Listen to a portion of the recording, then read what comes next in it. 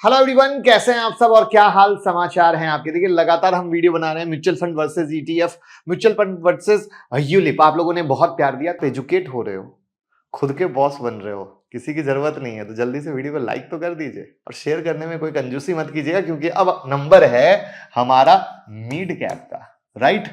तो अब हम आते हैं मिड कैप पे, क्योंकि मिड कैप में भी वैसे ही हम कंपेयर करेंगे।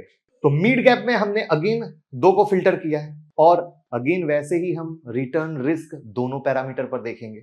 तो पिछले 5 साल का रोलिंग रिटर्न पर जब फोकस करेंगे तो आप देखेंगे मोतीलाल ओसवाल, यानी पहला नाम क्या है, मोतीलाल ओसवाल, ठीक है, जो मिड कैप फंड है, उसने स्लाइटली कम रिटर्न दिया है जो दूसरा है क्वांट से, ठीक है। यानी यहां पर पहला हो गया मोतीलाल ओसवाल और दूसरा हो गया क्वांट का मिड कैप फंड। अब इस मिड कैप फंड के बारे में एक सिंपल सी लाइन में बता दूं, जैसे लार्ज कैप में क्या था कि अपने को कोई रिस्क नहीं लेना है और इंडेक्स को बीट करना है, ऐसी सोच थी। जब हम मिड कैप में इन्वेस्ट करते हैं तो हम सोचते हैं कि हमें थोड़ा रिस्क भी लेना है और रिटर्न भी थोड़ा बेहतर चाहिए, तब हम मिड कैप को सिलेक्ट करते हैं। अब वापस से लार्ज कैप वाली स्टोरी शुरू करते हैं कि दोनों का 5 साल का रोलिंग रिटर्न पे फोकस करते हैं। तो आप देखेंगे Motilal Oswal mid cap fund ने स्लाइटली कम रिटर्न दिया है क्वांट से, लेकिन रिस्क पर नजर डालना जरूरी है। तो बीटा पर नजर डालते हैं तो मोतीलाल ओसवाल का कितना है 0.8,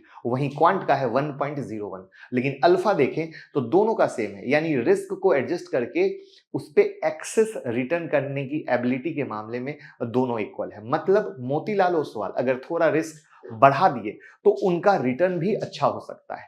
सो यहां पर अगर इन पढ़ाई के आधार पर देखें तो कहीं ना कहीं मोतीलाल ओसवाल सही निकल के आ रहा है।